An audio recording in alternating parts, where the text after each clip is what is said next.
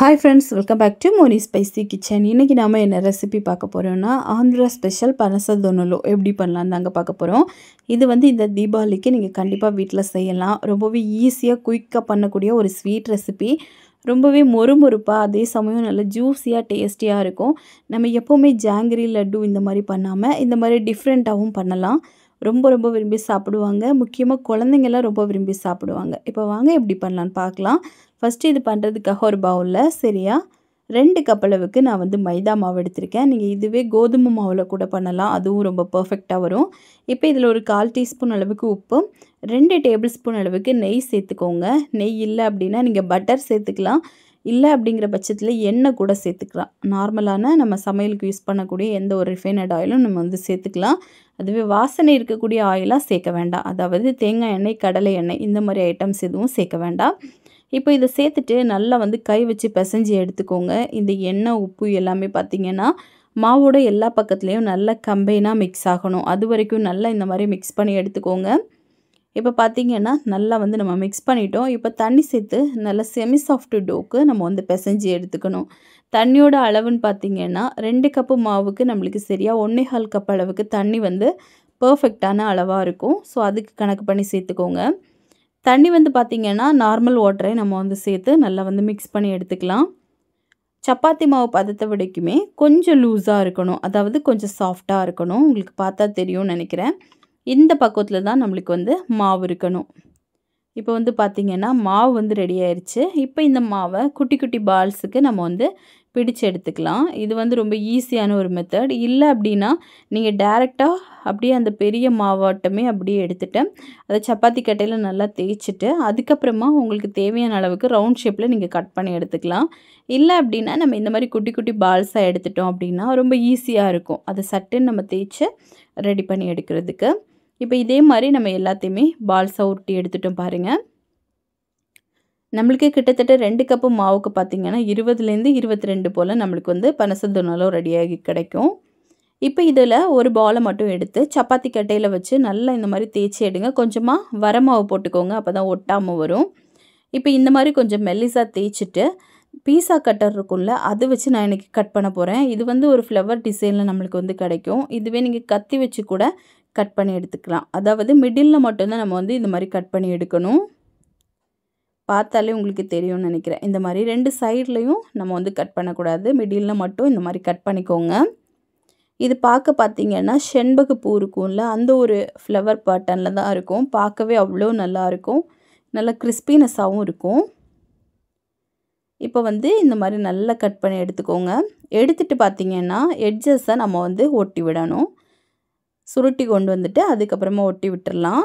இப்போ பாருங்கள், நான் உங்களுக்கு காமிக்கிறேன். இந்த மாதிரி ஃபுல்லாகவே எல்லாத்தையும் நல்லா இந்த மாதிரி சுருட்டி எடுத்துருங்க. எடுத்துகிட்டு எட்ஜஸ் மட்டும் 2 பக்கம் மட்டும் நல்லா சீல் பண்ணி விட்டுருங்க. அதுக்கப்புறமா நம்ம ஒவ்வொன்றையும் லேசாக எடுத்து விட்டுடலாம். இது பார்த்திங்கன்னா வரமாவு கொஞ்சம் கம்மியாக இருக்கிற பட்சத்தில் இந்த மாதிரி எடுக்கிறதுக்கு கொஞ்சம் ரிஸ்க்காக இருந்துச்சு.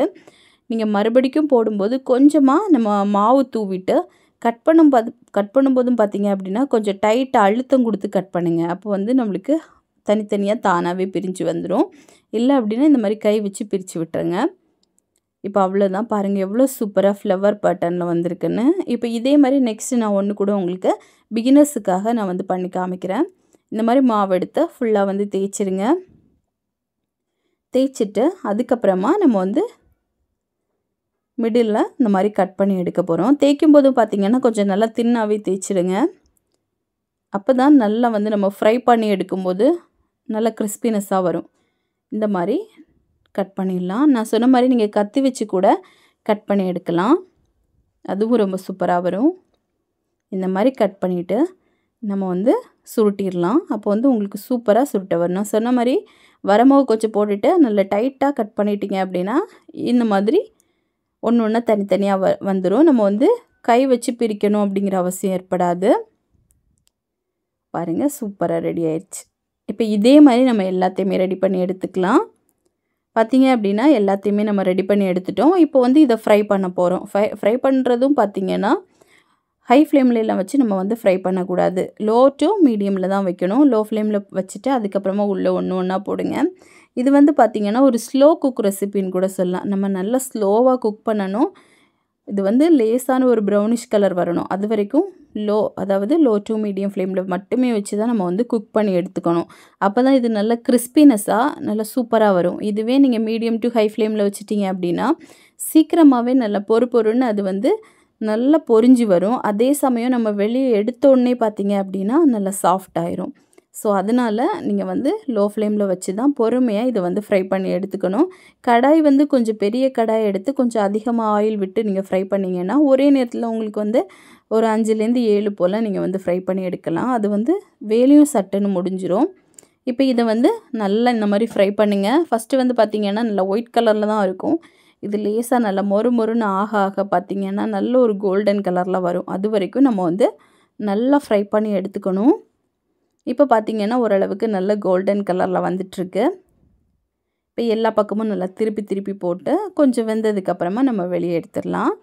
அவ்வளோதான். இப்போ நல்ல கிறிஸ்பினஸ் ஆயிடுச்சு. இப்போது நல்ல இந்த எண்ணெயெல்லாம் வடிகட்டிட்டு இது ஒரு டிஷ்யூவில் போட்டுருங்க. அப்போ தான் எக்ஸஸாக இருக்கக்கூடிய ஆயிலும் போயிடும். இப்போ இதுக்கான பாகு காய்ச்சிடலாம். இதுக்காக ஒரு கடாயில் 1 கப் அளவுக்கு நான் வந்து சுகர் எடுத்திருக்கேன். இது கூடவே பார்த்திங்கன்னா 1/2 கப்பு தண்ணி சேர்த்துக்கோங்க. சேர்த்துட்டு ஒரு கம்பி பதம் வரணும். அது வரைக்கும் நம்ம வந்து நல்லா காய வச்சு எடுத்துக்கலாம். இது வந்து பார்த்திங்கன்னா ஹை ஃப்ளேம்லேயே வச்சு நல்லா கொதிக்க விட்டுருங்க. இதில் வந்து 2 ஏலக்காய் போட்டுக்கலாம் வாசனைக்காக. இது ஆப்ஷனல் தான், உங்களுக்கு தேவைப்பட்டுச்சுன்னா நீங்கள் போட்டுக்கோங்க.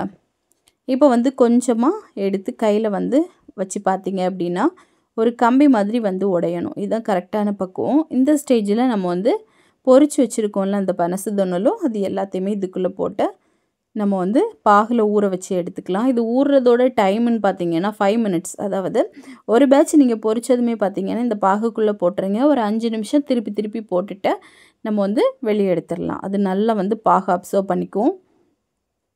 இப்போ வந்து பார்த்திங்கன்னா இந்த மாதிரி திருப்பி போடுங்க. நல்லா சூடாக இருக்கணும். பாகும் பார்த்திங்க அப்படின்னா ஓரளவுக்கு சூடாக தான் இருக்கணும். நல்லா ஆறிடுச்சு அப்படின்னாலும் இது ஊறாது. ஸோ அது கனெக்ட் பண்ணி பார்த்துக்கோங்க. இப்போ வந்து பார்த்திங்கன்னா ஒரு 5 மினிட்ஸ் கிட்ட ஆயிடுச்சு. இப்போ நம்ம வெளியே எடுத்துடலாம். வெளியே எடுத்து வச்சு ஒரு அரை மணி நேரத்துல எல்லாம் பார்த்திங்கன்னா இது நல்லா கிறிஸ்டல்ஸ் ஃபார்ம் ஆக ஆரம்பிக்கும். ஸோ ரொம்ப சூப்பராக நம்மளுக்கு வந்து வரும். இந்த ஒரு ஸ்நாக் ரெசிபி, அதாவது இந்த ஒரு ஸ்வீட் ரெசிபி பார்த்திங்க அப்படின்னா நம்மளுக்கு 1 வீக் வரைக்குமே கெட்டு போகாமல் இருக்கும். நீங்கள் வந்து ஸ்டோர் பண்ணிக்கலாம். தீபாவளிக்கு நீங்கள் 1 வீக் முன்னாடியே செஞ்சு வைங்க. கண்டிப்பாக கெட்டு போகாமல் இருக்கும். அதே சமயம் நல்லா கிறிஸ்பினஸ்ஸாக நல்லா டேஸ்டியாக இருக்கும். இந்த மாதிரி டிஃப்ரெண்ட்டாக இந்த வாட்டி நீங்கள் வீட்டில் செஞ்சு பார்த்துட்டு எப்படி வந்துச்சுன்னு மறக்காமல் கமெண்ட் பண்ணுங்கள். இதே மாதிரி இன்னும் நிறைய ஸ்வீட் ரெசிபிஸ் எல்லாம் வேணும் அப்படின்னு நினச்சிங்கன்னா மோனி ஸ்பைசி கிச்சன் சேனலை சப்ஸ்கிரைப் பண்ணி வச்சுக்கோங்க. லைக் பண்ணுங்கள், ஷேர் பண்ணுங்கள். நெக்ஸ்ட் இன்னொரு வீடியோவில் உங்களை சந்திக்கும் வரை டேக் கேர், பாய்.